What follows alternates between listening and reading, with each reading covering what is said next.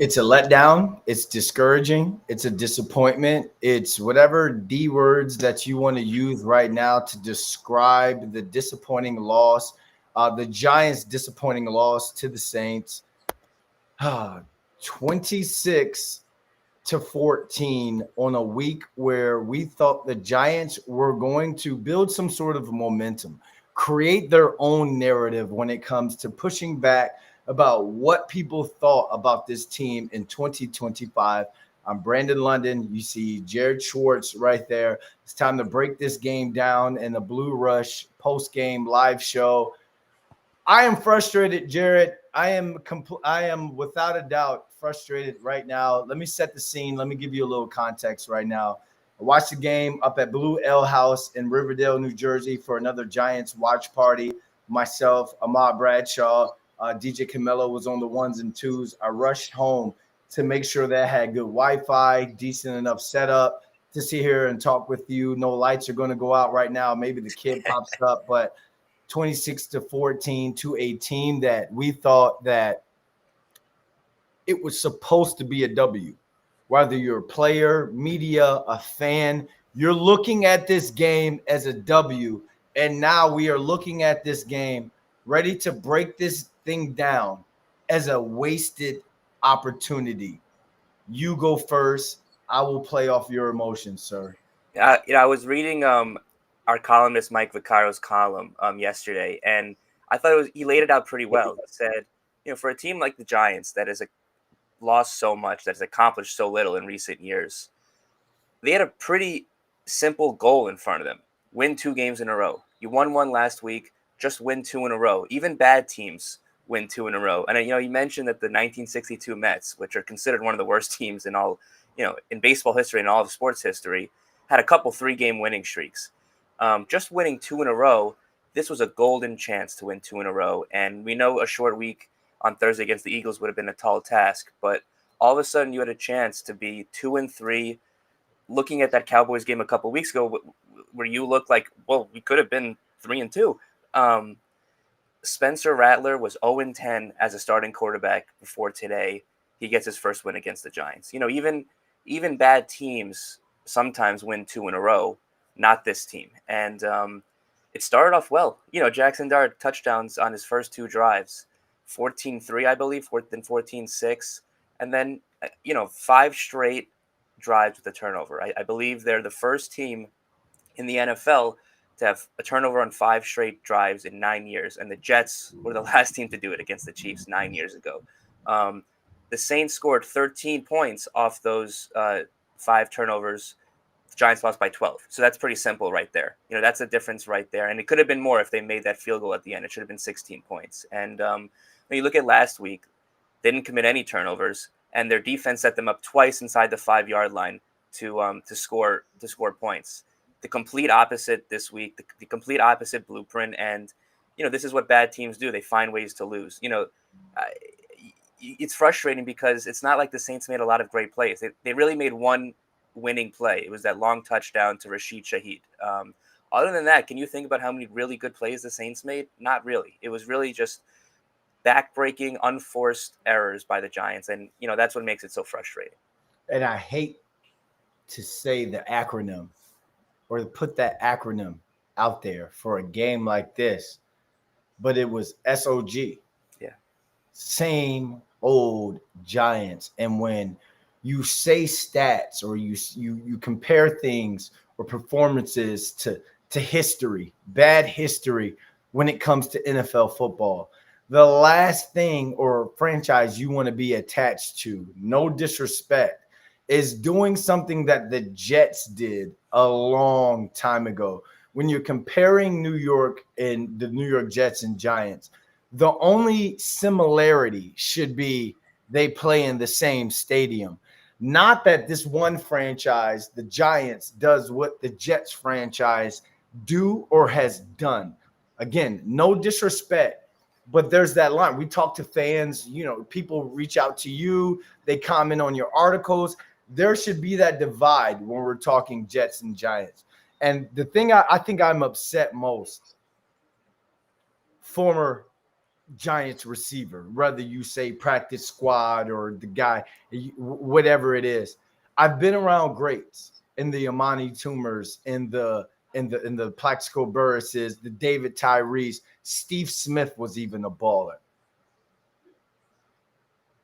The thing about Plax and Amani is no matter what happened, whether it was Jeremy Shockey going down in 2007, whether it's didn't know the running game was going to get going with Brennan Jacobs and Earth, Wind, Fire and those guys, go down 0-2 early. The thing about Plax and Amani was they always put it on the receiver room. Never pointed fingers, never was like, oh, the defense needs to do this, running backs need to do that. Plax and Amani always put it on the receiver room to where, hey, we got to hold up better on the perimeter so where we can spark a big run, or we got to come down with that ball, this ball, this ball. Eli's throwing it up there. We got to come down with the 50-50 ball. These receivers had the best opportunity in NFL football right now to show upstairs, the front office. You're always trying to show up the front office. We don't need you guys to bring anyone in. We can do it from within this room. And I've known Mike Groh since I was a kid, the Giants receivers coach, Mike Groh. Played with my uncle at UVA, coached with my dad at UVA under Al Groh, his father. I know about what he does to get these guys ready. I talked to the Wandells, the Darius Slaytons, the Jalen Hyatts, just spoke to him about opportunity. This receiving core did not show up and step up in an opportunity for you guys to silence the outside noise and for them to think, well, maybe we should bring a guy in for whether it's the rest of this year or for next year to pair up with the Malik Neighbors that's coming off of an ACL injury. And I hate that. I hate the fact that they didn't step up and take the narrative, help the rookie quarterback out and make plays for him and put the ball in the end zone through throwing the football down the field. And I'm just, it's one of those things where I kind of got to eat my words, Jared, because I ran my mouth through text to a lot of people. And now my phone's blowing up right now. Like, instead of how about them Cowboys, how about that giant receiver room? Because, I mean, you gotta start, I think, with Darius Slayton, someone that, you've been high on, and I think I've been high on as well. And it was a tough day. He had the drop in the first quarter. And, one thing that we saw today, there was no explosive plays. It was a lot of just 8-yard outs to Theo Johnson, a lot of 10-yard completions to Daniel Bellinger, but none of those explosive plays that Malik Neighbors often provides. Slayton had a chance for one in the first quarter. He drops it. The second chance they had on the flea flicker, Jaxson Dart is a little slow with it and underthrows him. That wasn't really a drop on Slayton. It was a good pass breakup, but if Dart leaves him, it's a touchdown. Then Slayton has the fumble. So, that's a rough day for Slayton. Then he gets hurt and he's not available at the end of the game. It just feels like so many weeks we're talking about this is an opportunity for Jalen Hyatt. This is an opportunity for Jalen Hyatt. This is, when he can finally break out and do something. And, the opportunities were limited, but that one jump ball near the end of the game, it hits his hands. Got his hands on it. He was battling with the defensive back a little bit, but he got his hands on it. He's got to make a contested catch at some point. And one thing that's a little worrying for me is Wan'Dale Robinson had such an active start to the year, the first 2 weeks against Washington and especially against Dallas in that, high scoring game. And he's been extremely quiet since then. And, he's obviously not the same type of receiver as Malik Neighbors, but without Neighbors, you thought, okay, Wan'Dale's going to take a much bigger role. And that just did not happen today. He was targeted just a handful of times. I think 3 catches for like 20-ish yards. Yeah. He's someone that he's usually targeted, every drive, every series almost. And I don't really know what's happened with him, but he's not been phased out of the offense because he's still playing, but he's been so just less active than he has been in recent weeks. And, that's concerning. And if it's not Wan'Dale and if it's not Slayton, then there's really nobody else here that are pass catchers. It's nice that Daniel Bellinger kind of got a chance and stepped up a little bit. And it's nice to see Theo Johnson kind of build that chemistry with Jaxson Dart and develop. But you can't just rely on 2 tight ends, for a whole game. You're not going to have explosive plays. And when you don't have explosive plays and you need, small play after small play after small play, you raise that risk of a fumble or an interception, and that's what we saw today. And as a receiver room, that is the last thing you want, is to be sitting in install when we're installing plays about how we're going to attack. Well, okay, it's the Eagles now. And the pass concepts, the route concepts are going to 13 personnel, heavy personnel, because now they want to bring in an extra tight end. They want Manards, Johnson, and Bellinger to be able to beat a team outside of Robinson, Slayton, Hyatt / Bo Collins. It is so. I remember my second year in the NFL where I was with the Dolphins. After I played well with the Giants, got the Dolphins came and grabbed me. The week 2 against the Patriots, where they put in Wildcat, all receivers out. We're putting in a play because we don't think that the receiver room can get it done. So if they do make that change in terms of personnel to where we're going to go a little bit more with the heavy, we're going to try and run the ball, control the clock, and keep Jaxson Dart out of situations by being a little bit more controlled with the run game and a little bit more precision passes. You have no one to blame, no one to get upset with but yourselves, because you did not make plays when plays were made. And the thing that sucks the most, if I'm a Wan'Dale Robinson, to where it's like, all right, my guy Russell Wilson he's not the starter anymore, but that's the guy that unlocked me. Mm-hmm. That's the guy that took me from averaging 7 yards a catch to around 14 to what he had, to him getting the football down the field. It can get ugly quick for these Giants receivers in this pass game if someone doesn't step up. But you know what? At 1-4, they're not going to leverage assets. They're not going to leverage a first round or a second round pick to try and go after A.J. Brown or Jacoby Myers and all. They're going to stick with what's in-house, not throw y'all the football, and then go get Jaxson Dart some more weapons and clean house with that receiver room after the fact, because they haven't been able to identify who are the playmakers in the room outside of Malik Neighbors. And that's just football, Jared.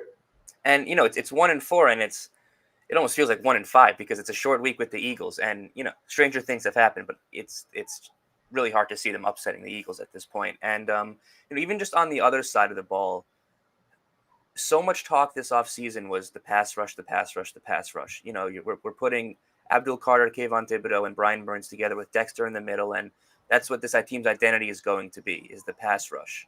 I was looking up at the stats just now. No sacks, 1 quarterback hit. That's not good enough. Wow. Spencer Rattler is a guy who's really struggled in this league. Now, people will say he's made some strides this year, but he was 0-10 as a starter before this. When you rank the starting quarterbacks in the league, he's right there near the bottom in most stats. No sacks, 1 quarterback hit. You're making it easy on a guy who struggles. And Dart wasn't necessarily under duress himself. The Giants O-line did fine, but no sacks, 1 quarterback hit. That's not acceptable for a group that has so much talent and has so much capital invested in it.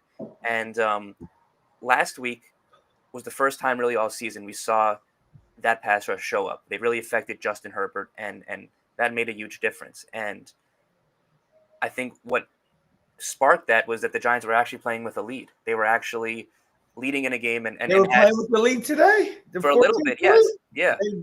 I don't want to necessarily say dominated the first half or the first half outside of the back 5 minutes of that first half. Yeah. But they play with the lead. They dominated today, and the Saints were still able to push the football down the field. Keep going. I didn't mean to jump in on you, but keep going. No, it's just we know the secondary has some holes. The second cornerback spot. Tyler Nubin, I think, has struggled this year. That deep pass to Rashid Shaheed. he just got toasted. I mean, that he just got beat for speed. And we've seen that a couple of times. I think last week he took a bad angle on a tackle when Omarion Hampton was running by him. But the pass rush is supposed to be the identity of this team, and especially the defense. And for 3 out of 4 games this year, they've underwhelmed. And, that's concerning because there's so much invested in it. And, Brian Burns does have 5 sacks this year, so he's started well. But we haven't seen it come together and really take over a game besides last week. And especially today, they made it easy on a quarterback who's really struggled. And, that's Rattler's a guy who you could get rattled with a good pass rush. They couldn't have made it easier on him today. But here's the thing that's going to piss the fans off, because your dad said the same thing. You got to rattle Rattler. You're saying the same thing now. We all identified the fact that with what the Giants D-line and those pass rushers put on tape against a much better offense, being the Chargers, then we automatically checked Giants D-line versus Saints O-line. We checked that as a win in terms of the matchup column for this game. But here's the thing. It's like Spencer Rattler knew something we didn't know, because when he came out the other day at his player availability, he praised the defensive line, gave them props. But what did he say?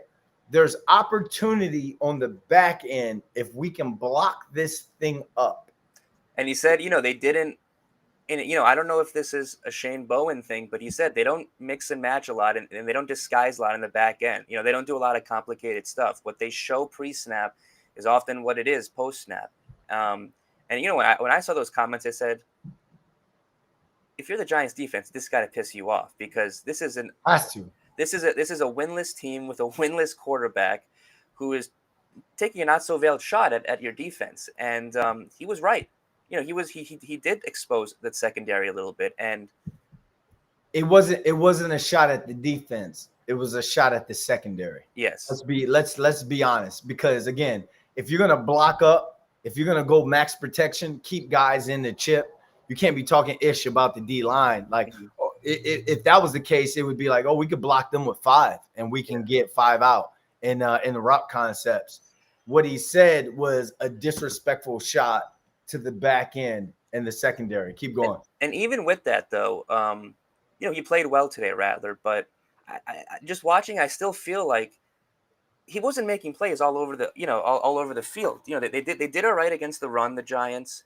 And it's not like the Saints were moving the ball up and down, up and down, up and down. It was 5 straight drives with turnovers for the Giants. And that put the Saints right in good position on most of them. 13 points off of those turnovers, they lose by 12. And, the only really explosive play they gave up, or the only really like breakdown the defense had, was that long touchdown to Rashid Shaheed, which, I mean, that's not ideal. But Newbin was beat on that play, but it's not like Rattler came out of here and had the game of his career, or, was thriving. I hate the expression beat ourselves. I think a lot of teams say we beat ourselves and they don't want to give credit to the other team. But today the Giants absolutely beat themselves. They handed a win to the worst team in football on a golden platter. I mean, they made it so easy for the Saints. And that Jaxson Dart fumble, it wasn't even hit. I mean, he literally just dropped it. At least Scatabo was hit hard, and the guy had to return it. But he wasn't hit hard. I'm upset with that.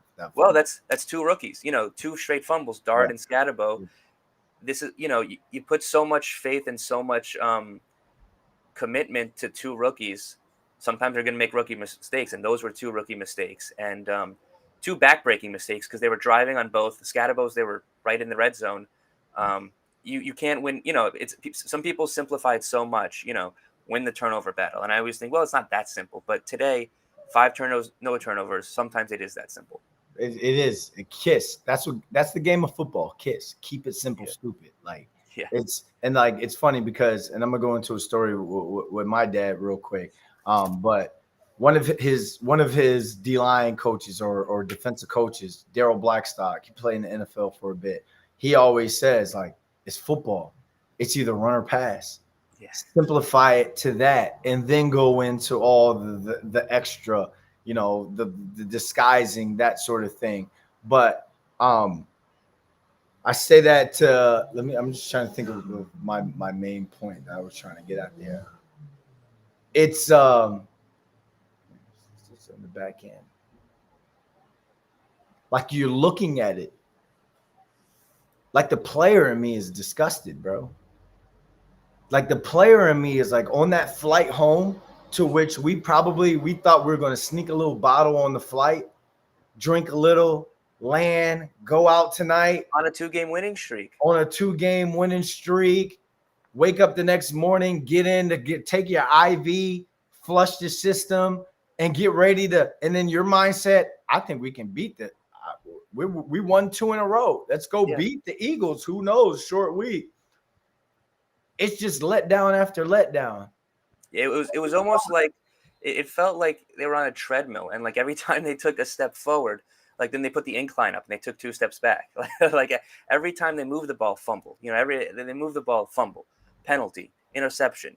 Like one of those interceptions on Dart, he was 4th down, he kind of just heaved it up. But it just seemed like every time they took a step forward, there was 2 steps back, and you can't do that when you're a bad team. You can't do it when you're a good team. You certainly can't do it when you're a team like the Giants who struggles to win. And it's sometimes going back to being simple, but you look at a team like the Eagles.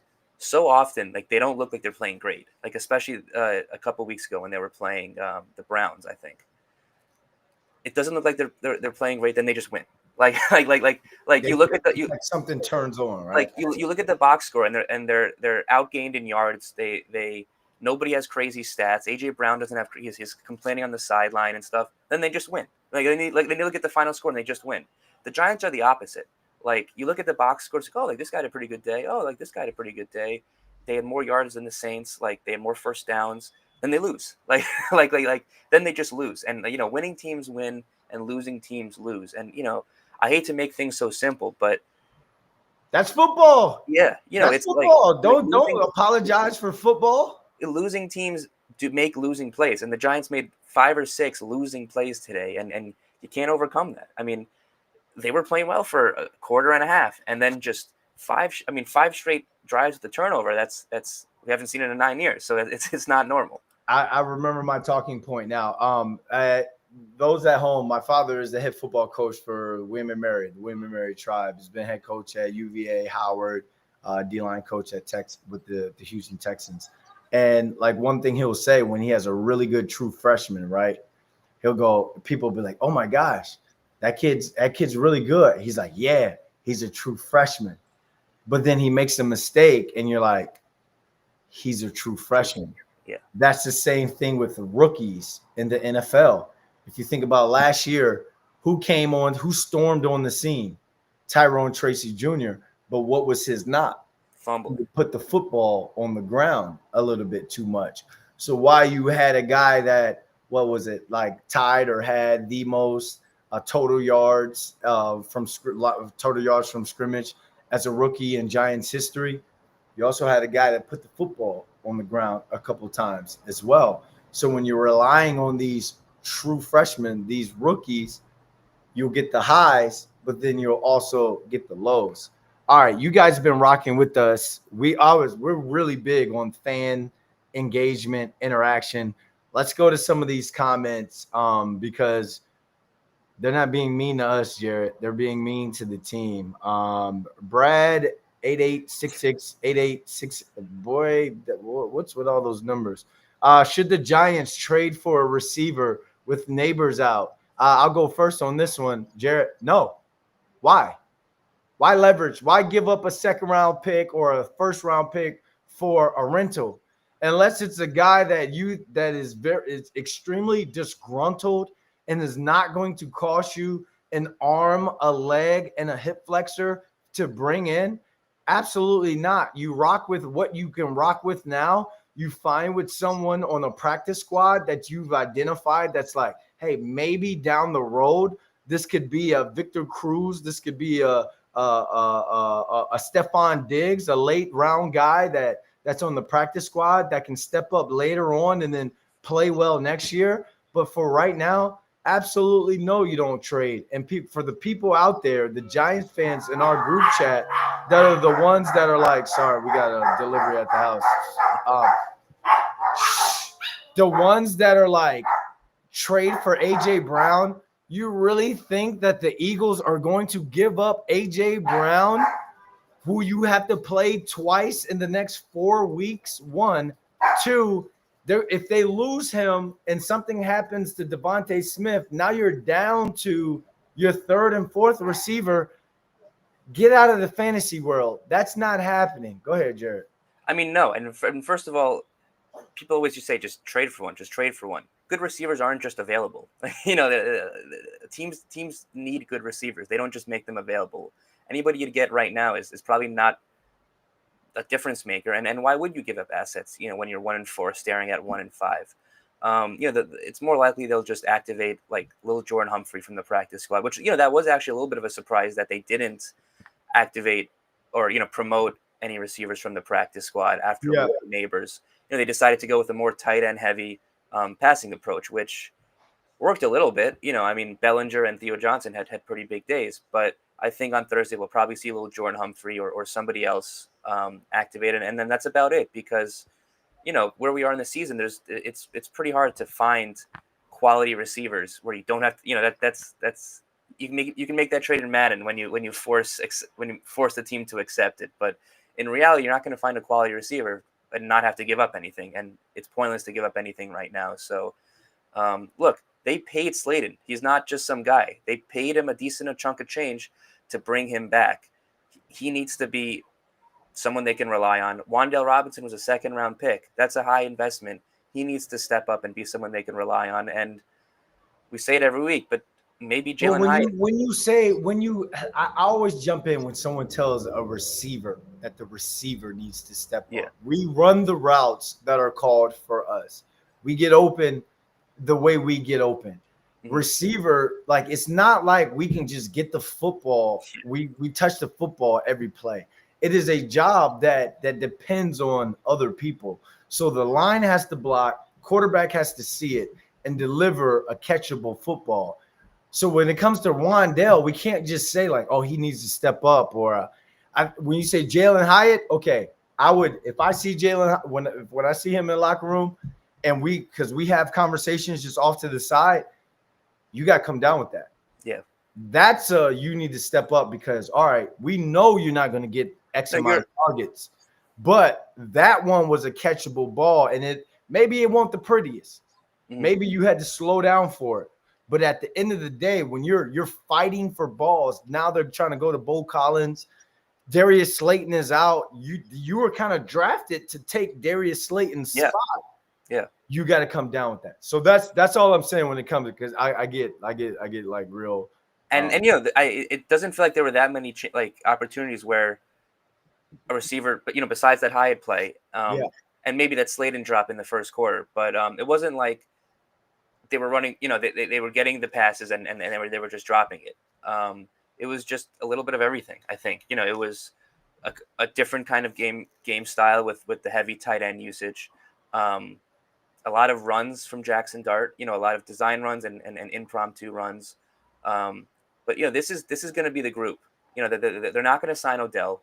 That's something for Twitter. They're not going to make some big trade. They're going to bring somebody from the practice squad up, and this is going to be their group. And we know what Malik Neighbors is, but these other guys aren't chump change, and this needs to be a functional offense without Malik Neighbors. I got 4 comments for you, Jared. These are all for you. I'm gonna put them all. I'm gonna box them and package them together as one. Steak Rules 2001. How can you not resent Brian Dable? He has no more rope. He is a failure at everything he touches. Jay Martinez. This game was not on Dable. Scorpio G-Man. I truly hope we don't have to see Dable and Shane anymore. Not paying for no more subscriptions and support to the worst team in the league for 6 years. Remove Okereke and Banks.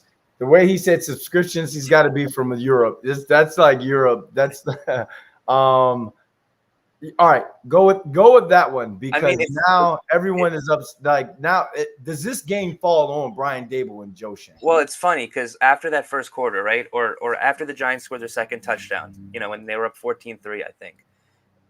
everybody had the same thought. Look at Jaxson Dart. He's saving everybody's job. He's saving Brian Daboll's job. He's saving Joe Shane's job. Yeah. And it was, wow, imagine if Jaxson Dart started the season instead of coming in week 4 or sorry, week 3. And it was, Brian Daboll got his quarterback. And this whole week, it was, look how happy Brian Daboll is when he talks to Jaxson Dart. He's gushing. He's hugging him. He's starstruck almost. And You're right. Yeah.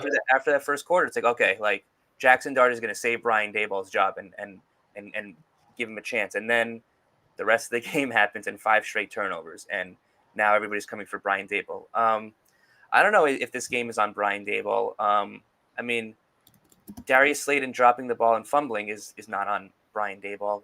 Cam Scatterbo fumbling at the 5-yard line or wherever it was, I don't think is on Brian Daboll. Now you can say, maybe it's too much usage for a rookie. It's too much too soon for Cam Scatterbo, but Tyrone Tracy's hurt, and Singletary hasn't been very effective, so he's got to use Scatterbo as much as he does. And they drafted him for a reason, so that they got to use him. Like they had a chance for an interception themselves, but Deontay Banks had that killer pass interference.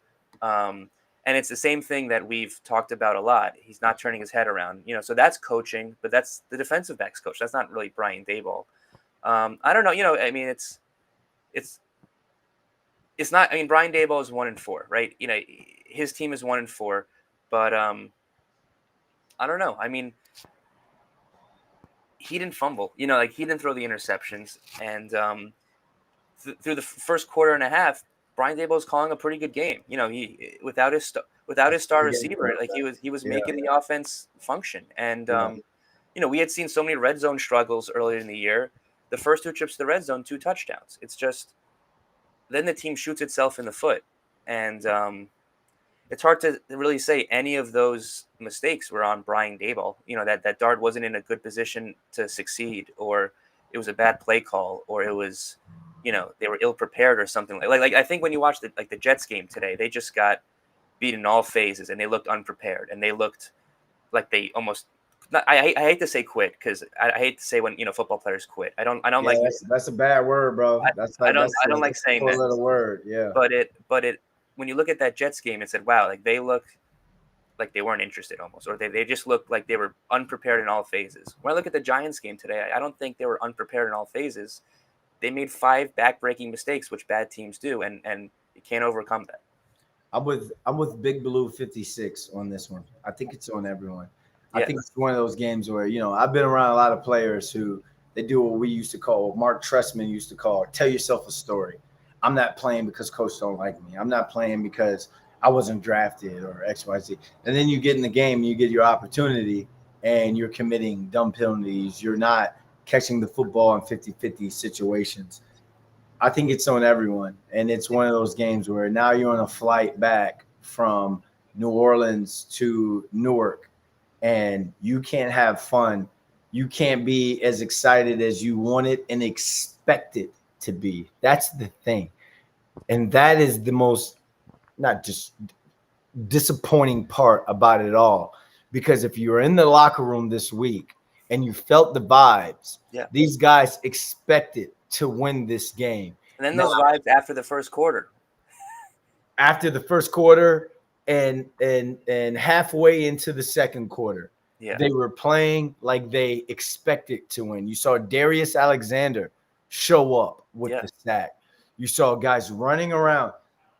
My thing, Jared, like everyone's like, do we bring in a receiver to try and fill the void or production of a Malik Neighbors? No, you bring in, I need running help. I need help in the run game. Because what's the best way to protect a young quarterback? A running game. A run game. And it is non-existent at this point, 4-5 games into the season. So it's not about, all right, well, the Commanders schemed this up, or, well, we had to throw the football against the Cowboys. Oh, well, the Chiefs, this game went this. You are who you are. You are who your numbers say you are. And this run game is absolutely non-existent. When, go ahead. With the coaching, I think, and this true believer's comment, I thought was interesting, and is what we were talking about with Rattler, and the audacity for a guy like Spencer Rattler, who's never won a game in the NFL. Like literally, he has never won a game in the NFL, and has had a lot of struggles. The audacity for him to say this defense does not especially the back end, does not disguise a lot, is vanilla, and does not give you a lot of headaches, and then to go out and then beat them, like that should be damning. And if you want to talk about coaching, I mean, Shane Bowen has to find a way to make this a ferocious defense, because we've seen it for 1 week, but the 3 other weeks we just haven't seen it. And there was so much invested in this defense. There was the number 3 pick. There was last year the trade and paying Brian Burns. There was 98 mil yeah. to Paulson Adebo and Javon Holland. There Javon was Holland there was showed up today. there was revamping the secondary. There was a second Yeah. round pick in Tyler Nubin. There's been so much investment in this defense. It can't just be meh. It can't just be average. It has to be game changing. It has to be a difference maker, and it just hasn't. And Shane Bowen has to find a way to, remember in the offseason, he introduced the turnover chest. We want to play like Pirates. We want our defense to play like Pirates, and they were going to like open up the turnover chest every time they had a turnover. Last week they had 3 turnovers, they won. Other than that, this has not been a defensive Pirates. I mean, they just have not been Pirates, and it's a cute thing in the offseason to say, oh, we're going to be like Pirates. We're going to we're going to open up the turnover chest. But for besides one game, this has not been a Pirate-like defense, and there's been too much investment for it to be this just meh. Meh. Wow. Giants fall to 1-4 on the season. You have the Eagles coming in on a short week, Thursday night football. You go to Denver to play the Broncos, and then you go to Philly right after that. I guess White Lotus says, have another beer, Brandon. I need like 12 of them, bro.